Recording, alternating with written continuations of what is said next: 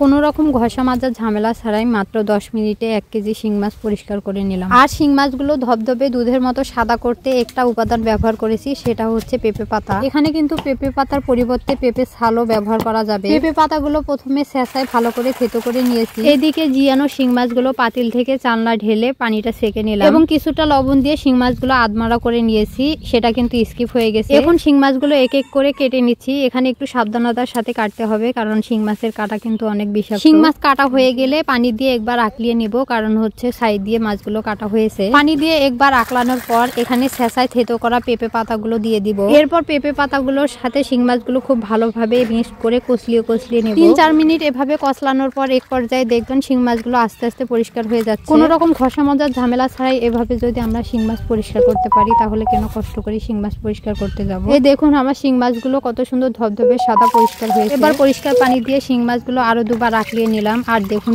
মাছগুলো কত সুন্দর দুধের মতো ধবধবে সাদা পরিষ্কার হয়েছে।